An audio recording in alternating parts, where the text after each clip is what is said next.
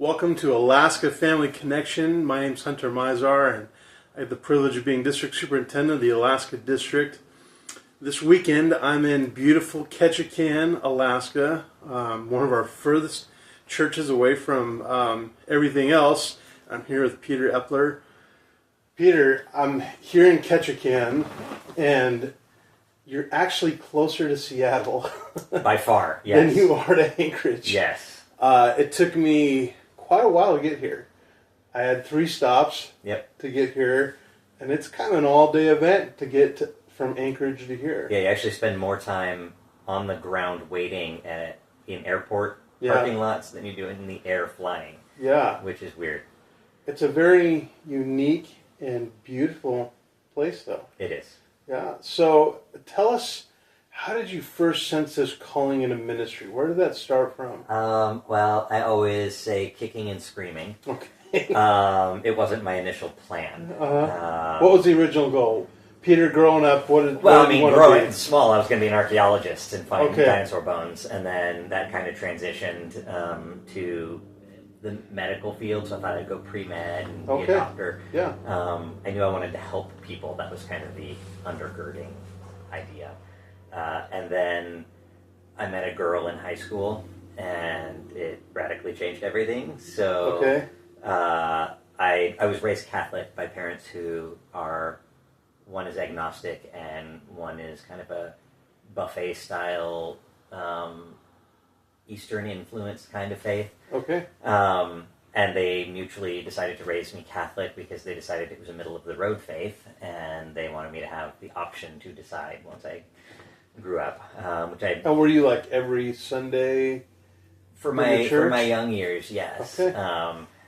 CCD education after school, the whole big fancy first communion, confirmation, all that kind of stuff. So it was pretty steady up until I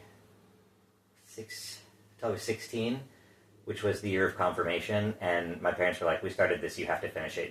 You're getting confirmed." And I'm like, in my head thinking, I don't want this. But you went through the confirmation, and then I stopped attending church because small hometown, everybody knew us, everybody. What I saw from the people at church, and what I saw from them at school, it was vastly different. Sure. And I wasn't a Christian at that point, but I knew I didn't want that.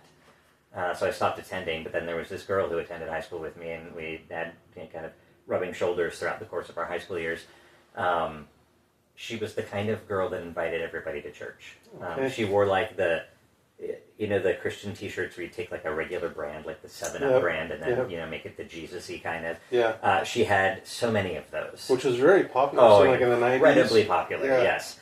And then she always wore a big old cross necklace, and she invited everybody to church. But everybody thought she was weird. But I really liked her. And so I said yes, I would go to church. I was the first person who ever took her up on the offer. Okay. And the church was a little Nazarene church across from the high school parking lot. And after school, they would feed teenagers a decent, good snack. They had some people in there that would come and cook. And you could just hang out and do homework as long as you wanted. And so I'd go over there with her, and then eventually I started going to church on Sunday mornings. And it was a slow process of coming to the Lord. It wasn't one of those moments where I can definitively go, this is the moment that they decided to follow Jesus, because I prayed that sinner's prayer a lot, wondering, did it stick? Am I a Christian? Are we good now? And I can't tell you at what point I became a Christ follower, but somewhere in my senior year, there was a definite, I wasn't just going for her, I was experiencing the love of God through people who loved a teenage kid who's difficult to love, because we're not always great at 16 and 17 years old. And so I never intended to participate in church, but the Holy Spirit intended to participate in me. And so it changed my life from that point forward. So I didn't set out on it, had no intention of it, and I was loved right into it, and didn't realize what was happening until it was, taking root. So when did pastoring become something you thought, That's something I want to pursue. Yeah. So I eventually followed that girl to college, engaged, married, the whole 9 yards. So I love that story. Wow. And then got a pastoring job after college graduation. But prior to that, during the summers, I would go back to Whitefish before my wife and I got married, the first couple, 3 years of college. And I was in a ministry track at that time because it just seemed like the thing to do. Mm-hmm. But I didn't necessarily have a calling. I didn't know what I wanted to be because I wasn't going into medicine. I clearly wasn't going to be an archaeologist. I thought maybe counseling. I was doing that very generic college process at the beginning. Okay. And one summer I went back, and the pastor at the Church of the Nazarene in Whitefish, Cliff Purcell, said, hey, why don't you do some volunteering here? And he kind of took me under his wing at that point, and we started spending a lot of time together, and he was giving me tasks like fold the bulletins and open the church doors before everybody else gets here, with the idea of learning service that nobody knows that you're doing, and finding joy in just the act of serving. And then he pulled me aside one day and said, I think maybe you should consider ministry as a calling. And I had no idea what he was talking about. Like, I was like, that I didn't even know you could go to school for that at that point. My faith was young enough. But he had me lead communion. Wow. One Sunday. And you would have been how old? 19 or 20. Yeah. And he prepped me ahead of time. He gave me the script to read from. He said, do not deviate from this. He said, become familiar with it. Say these words, only these words. Don't make things up. Just do this. And I was nervous for the weeks leading up to it because I knew what it meant. I understood the weight of that. Yeah. I'd only ever received it. I didn't understand necessarily the giving of it in its fullness. But I got up behind the podium, and I had my sheet in front of me, and I'm not necessarily scared of public speaking. I've been on stage most of my life. It doesn't bother me. I was so terrified of screwing up communion. Yeah. I didn't want to mess Jesus up for people. I mean, not that you could, but in my brain, So he said the two things you need to do are read from the script, don't deviate. And when it's the appropriate time in the script, you raise the cup and then you raise the wafer. And he said, when you raise the wafer, make sure that you snap it. And I was like, okay, so he committed these things to memory, and I get up there and I'm like a robot reading this script. It couldn't have been very spiritual feeling to anybody. It was, I can almost see myself doing it. It was a terrifying experience. And it was like, okay, so, he raised the cup and he gave thanks, and I raised the cup, and I wasn't looking up because I was focusing on the script. Yeah. And then I went to raise the wafer, and he, this is my body which is broken for you, and snapped the wafer. Yeah. And then time stopped. I don't even know how to describe it at that point. Wow. I saw everyone in the room raise their wafer and snap it, and that snap, communally, was so loud and reverberating through my soul. I just do not know how to explain this. And in that moment where time stopped and that was echoing through my ears, I felt, I don't know, the voice of God say, this is what I want you to do for the rest of your life. Wow. It was very clear. And so I took communion, and then I sat down and we did the rest of church, and I'm sitting there going, I don't know what just happened. Yeah. But it was life altering. Yeah. And he asked me afterwards, how'd you feel? And I said, I felt called to ministry while I was doing that. He said, I think he knew something I didn't know. Sure. And I'm deeply thankful that he let a 19 or 20-year-old schmo who knows nothing get up That's there amazing. and do I don't know something that that's I've so heard those sacred. kind of stories to let someone in that position Yeah. do communion. It was, I know it was out of the ordinary, Good for but he's always been the kind of guy that just senses and obeys when he senses the Lord, and I appreciate that about him. And it was terrifying and comforting all in one fell swoop. I will never forget that. Yeah. And every time I lead communion, I am taken right back to that moment. Yeah. So for me, it's again not just the reminder of my faith, it's also the reminder of my calling every time I get to participate in that. So it's like God has taken me by surprise every single time. I don't actually know where I'm going until I'm there, and it's a wild journey sometimes. Now, initially, was it a calling to preaching? Was it a calling to youth, kids? I mean, did you sense that, or just, I know I'm called to serve the church? I know I'm called to serve the church. And then, heading back to college after the summer was over, it changed how I viewed applying myself to studies. Yeah. And I really wanted to dive into the biblical ministry side. I got hired at a Southern Baptist church. Can I say that? So can we bleep that out, or I don't know how we got hired at a Southern Baptist church right outside of college, and served as a youth pastor for a handful of years there. Okay. And cutting my teeth in ministry, and that never cut your teeth on youth. That's like ridiculously. Oh, yeah. And they were gracious, and some of those feels kids, like that's where most of us started, though. Is Yep. Yeah. Put the young guy in. Put the young guy in with the youth. That's always a good equation. What could go wrong? Nothing. The stories that we could tell. Right. But some of those kids are now grown up and married and have kids, and some of them come up on cruises. So a couple years back, I got to see. Awesome. They were junior high sweethearts. They're married now. They have one kid and one on the way. She's a doctor, and I'm like, oh my gosh, you were in 8th grade. Like, I'm having a hard time. Sure. Yeah. But it's very cool to see some of those fledgling moments. It was after that I realized, I don't know, I'm called to youth ministry.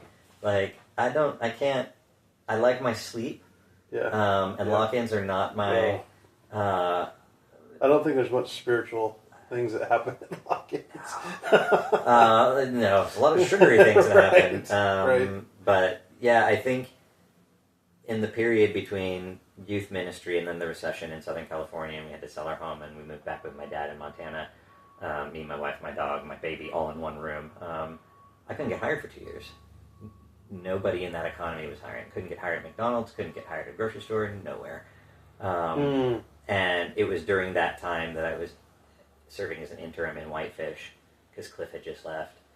And my wife and I finally got to the point where, like, we're just going to go wherever God wants us to go. We know ministry is what we're looking at. We'll go anywhere, we'll do anything globally. And it was when we made that decision that we'll just go wherever. Yeah.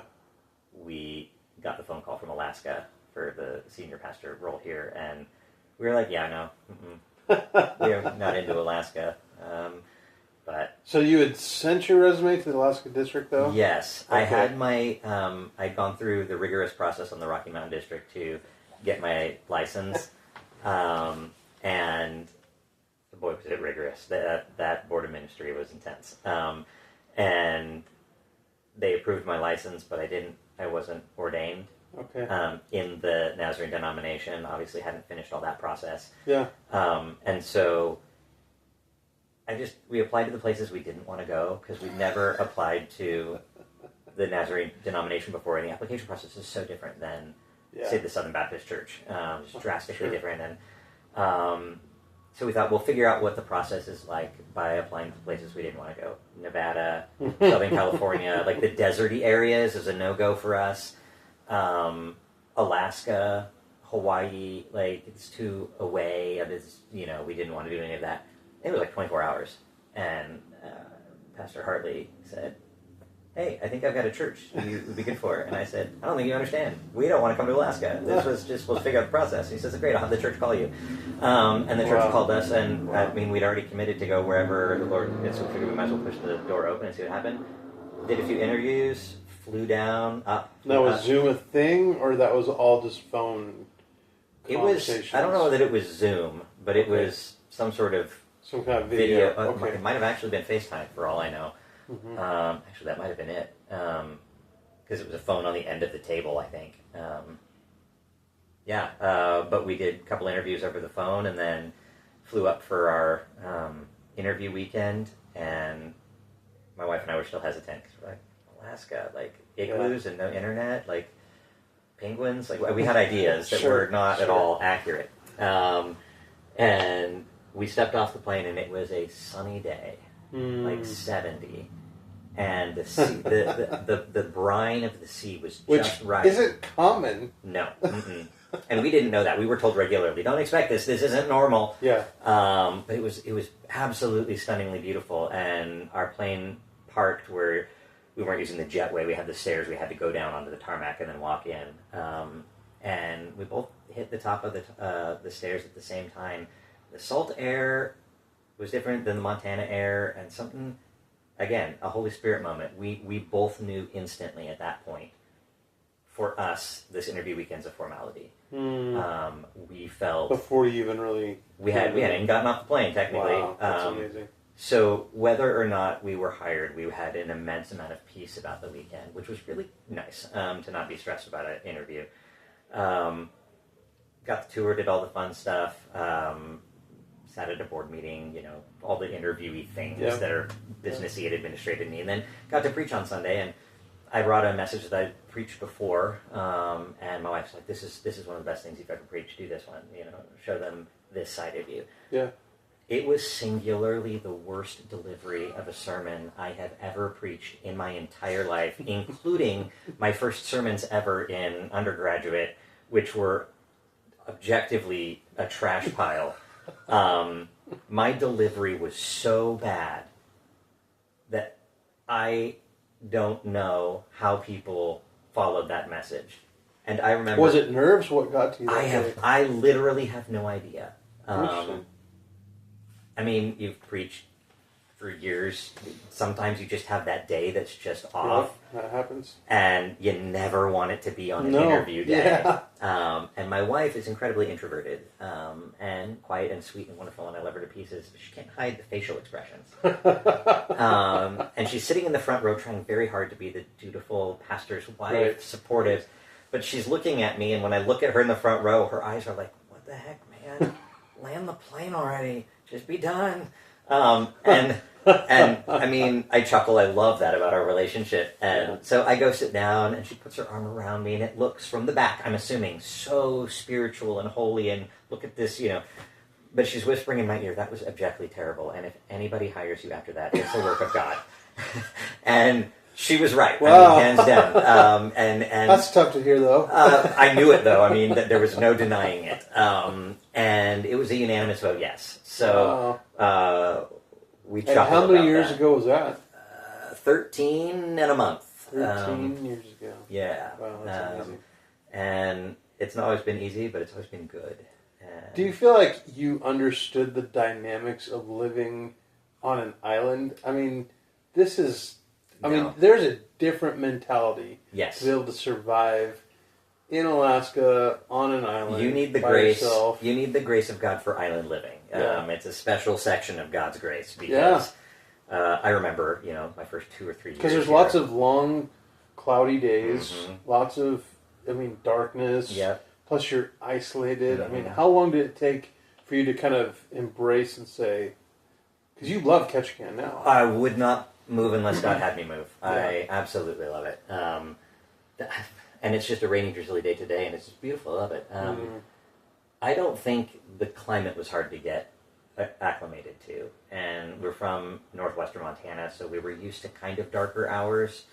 We're about 60 miles from the border of Canada, so we're way up there.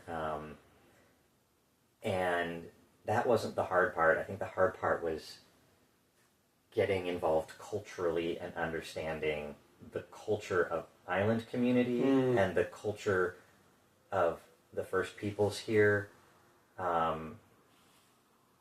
This is a town made up primarily of people who either were born and raised here or who moved here a long time ago and have stayed forever. Yeah. And it's hard to break into that. Yeah. And not do something that's culturally stupid. And so that was the harder part. Yeah.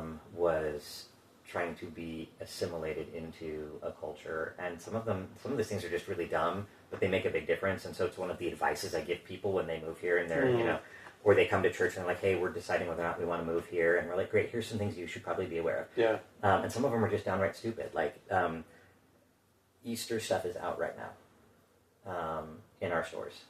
There's like a little tiny corner Easter. Christmas is in there. October, it's out. Yeah, because it comes up on the barge. They order it. It's here. Okay. you have to get that when it's out, because they will not get another shipment of that. So if you wait until like Interesting. the month before Easter, there's gonna be nothing Eastery, because you're already into Thanksgiving again, or whatever holiday they're jumping to. It's ridiculous. Wow. But what we have is what we have. And if we don't have it, we won't have it until the barge comes in. And if the barge is late, you don't have it. You can't go to another town and get milk if the shelves don't have it. And that happens. And sometimes you go to the grocery store and there'll just be a whole section of the store that's just empty, like nothing. Wow. And it depends on what was ordered on the barge and what their cycle was, but sometimes it'll be all the cold milk, yogurt, cheese products. It's just not there. And you're like, okay, it's Saturday, I gotta wait till the Thursday barge before I can get milk, because it's just not coming in otherwise. That became harder during COVID when people did the runs on the stores for everything. Sure. And then we saw people in significant need. And you could not get it at the stores. And so that's a mentality that you have to be okay with. Mm-hmm. But we also have an island community that, regardless of political and religious differences, which exists in high structure here, when something goes wrong, the island pulls together. The island loves community, even if it doesn't agree on everything. And we're by and large an unchurched people here. There are 20 some odd churches, 27 I think, 25. And give us a perspective of how many people live in Ketchikan. So when you say 20 churches, across how many people? Across our entire road system, the strip that runs little less than 30 miles from end of road sign to end of road sign, there's a cul-de-sac on each end. Just under 14,000. Okay. And then we include the population of Metlakatla on island over there. And there's scattered houses on Panic Island. But they're just shore-based and they boat over every day. About 14,000. And my first month here, I wanted to understand the community better. So I called every single church and said, "Hi, I'm the new pastor at the Nazarene Church. Yeah. How many people attend your church?" Which I look back on that now and go, that's a weird way to introduce yourself to people. I don't know what other pastors thought initially, because I think I would feel weird if someone called me and said, "How many people?" I'm just doing a survey. But what I really wanted to know was how much of our town is a church-going town. And I know not everybody who goes to church is a believer, but I wanted kind of a ballpark of what am I looking at percentage-wise. Yeah. And what I found out is, of all of the churches, only about 1,000 people attend on any given Sunday. So there's 13-ish thousand people in our community, on our island, that do not go to church. That was telling. So I stopped thinking of the church as a church and more of like a missions location, because there's complex cultural things here. Where a third of our population is Filipino. Okay. And then we have several different tribes represented, and then obviously the pale people like me who sunburn easily and appreciate the cloud cover. So our churches are not diverse across the board here in Alaska. There's a Filipino church, and culturally they stick to each other, and by and large when you go to a church you're going to see white people that all look the same. And I think we can do better. But it's hard. And it's a hard culture to break into in that sense. And then to convey faith is also very hard when we are definitely the minority. And sometimes when we, as a community church, are vocal, we're not vocal in the best possible ways to the community. And so there's a lot of work to be done to overcome the stigma of church. Now, Ketchikan is one of those places that is a touristy spot. Yes. I don't know how many people I've met that have never been to Anchorage but been to Alaska because they've been to Ketchikan and Juneau and Sitka. I mean, how many people will come in the summers? I mean... Can I say too many? Is that I mean, it's unreal because this is a destination spot. It is... They are two different towns during the course of the year. We have the summer town and the winter town. Yeah. And we're a lot like Juneau in that sense. We on our largest cruise ship day this past year had 8 cruise ships. They weren't all in at the same time because we can only moor 4 of them at the docks downtown. Then 2 of them get anchored out and they shuttle people over. And then we have a dock slightly north of town that can hold 2. But we see close to 2 million people in the summer. And our town's only 14,000, our island is only 14,000. That is amazing. And cruise ships will dump easily 30,000 in a day. I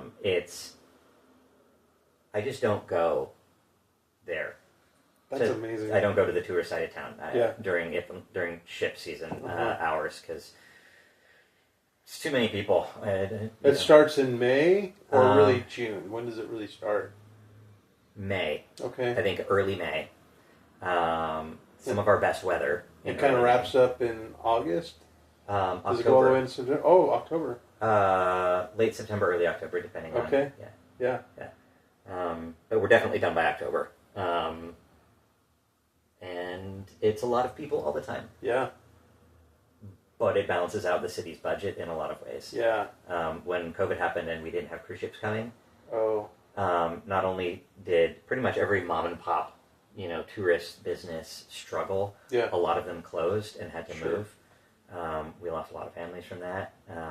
And it impacted our hospital because the tourist income goes into our city and borough, which helps fund the hospital, our road system, our school system. Without that tourist income, it trickled down to affect so many other systems in our town. So I think we were all glad to have them back, but it took us about 3 days before we were like, too many people. But it is fun because I'll get calls from Nazarene families down south, and they're like, hey, we're going to be out. I love meeting people and just taking them around and showing them all the stuff. So it is fun. But it's definitely different in the winter. Much quieter, much slower. Most of this shop's literally boards on the windows, and the tourist side of town becomes a ghost town, for lack of a better, explanation of what it looks like. So it is kind of weird. But it's two totally different life experiences. And when the days are longer, it is nice to be able to get out and walk the docks and see the ships and be part of the hustle and the bustle, and then just to relax in the winter. Yeah. So tell me about the church itself. What are some unique things happening at the Ketchikan Nazarene Church? I would say we're probably different than most churches. COVID fundamentally shifted us. We went from right around 200 on Sunday morning to now we're at 30, 35 on a good day. That fundamentally changes how you do ministry. We are also primarily made up of all of the people who were fringe attenders prior to COVID are now our regular attenders, which is an interesting shift, and I didn't expect that. That was a unique experience. This is kind of background story, but we had a water main break and flood 2 floors of our building, the 2 lower floors, like 2 weeks after COVID shut us down. It was like disaster upon disaster. And it left the 2 bottom floors of our building unusable when we reopened because mold and flooring and drywall and the whole 9 yards. And that disaster aside, we couldn't offer children's classes or Bible study groups downstairs. We had the sanctuary and the sanctuary only. Wow. And so that hindered some families from coming back. It also made us think outside of the box or outside of the building in terms of ministry. So we began to really focus on being the church out there rather than say, hey, we've got good ministries and programs, come here. Do we want discipleship? Absolutely. Is bringing an unchurched group of people into a church and a Bible study the best first step for them? Not always. Right. And so we started really working at being a culture that decentralized, I guess, a little bit in the fact that we are going to prioritize our unsaved friends and family members and coworkers that we are living with and working with on a daily basis, so that if someone says, hey, I'm interested in church, but I'm really uncomfortable going to church, that they can offer their friends, I'll sit with you, we can sit in the back, we can show up late, we can leave early, or let's just be at my kitchen table and watch it on TV, and have conversation, and you can feel comfortable, and then, little steps along the way.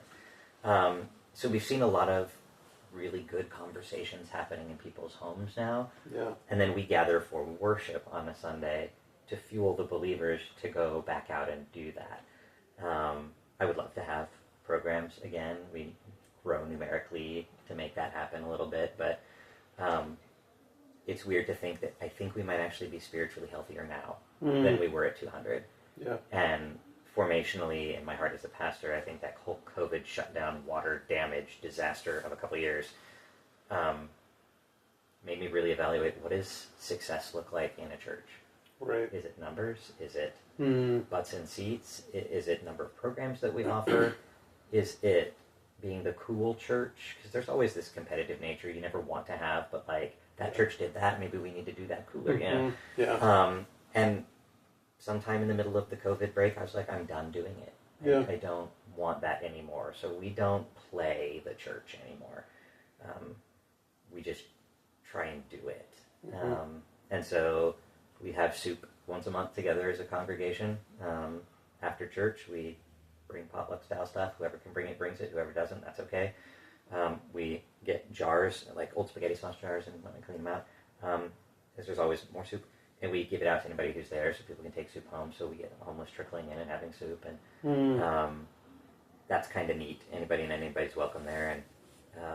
And the fifth Sunday of the month, so every quarter, we do what's called Fifth Sunday Serve, where we find a project outside of our building in the community somehow to be the church and do the action of love in our community to benefit somebody else. And we don't actually meet as a church for worship that day. We gather a song or two and a prayer, but then we just go and we do. Yeah.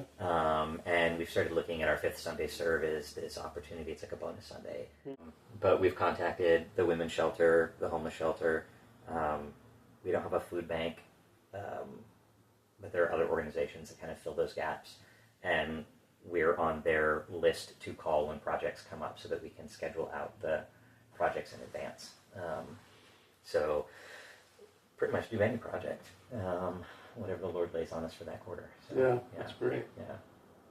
So when people see this video and they think about Ketchikan, what are some, maybe a few ways they can pray for you in the church? I would pray for the continued spiritual growth of our congregation. I think that's always on my heart. Numerical growth is never bad, but I want spiritual growth. Yeah. And I would, secondly, ask people to pray for our community, since it's such an unchurched community, or de-churched in a lot of ways. We have an incredibly high suicide rate, and incredibly high drug and alcohol use rate. We have more foster kids than homes for foster kids. No one church can fix that problem, but we have a God that cares. Yeah. And so I think praying for our community would mean a lot to those of us that deeply care for this place. Yeah. And for the church to have a joy in serving is big. Financially, we're stretched a little bit at the moment. If we're being very honest about prayer requests, we had that flood, took out a loan to fix it. The Boys and Girls Club renting from us are now shut down due to the layoffs and the federal stuff, and their grants at the corporate level are done, so we aren't getting rent, which covered the loan payment. So we know that we can't sustain that for very long based on the size of our congregation, and so that looms above us, and so we pray for that as well. I just think you're a great example of someone that came to community that you weren't familiar with, and you just plugged in. Yeah. And you've embraced the community and have a real love for this place. A passion for it. And it's just, it's always evident in my conversation with you of just how much you love Ketchikan and how much you just really want to make a difference in this community. And that's really admirable. And so I know it's not been easy. No, I don't think There's some any challenges. ministry place is easy. Right. Everything has its, challenges, and everything cycles through highs and lows. I couldn't imagine not being in this town. Yeah. And even if I couldn't pastor, I would still probably find a way to stay in this town and minister unofficially. Yeah. I can't conceive of a world that happening, but we feel called not just to this church, but to this community. Yeah, which and is huge. That's powerful for us as a family. Yeah. Well, thanks Yeah. for the work you're doing here. Yeah. Thanks for seeing Ketchikan for the Yes, first time. Yeah. yes, it's amazing. So when you're on a cruise to Ketchikan, Call hit up us. my friend Peter. Yep. He's going to give you the real tour. The real tour. We'll take you past See, the the real touristy jewelry Ketchikan. shops and into the real places. Yeah. And it's a beautiful place. You won't be disappointed. Bring a raincoat. Well, thank you for watching, and we'll see you real soon.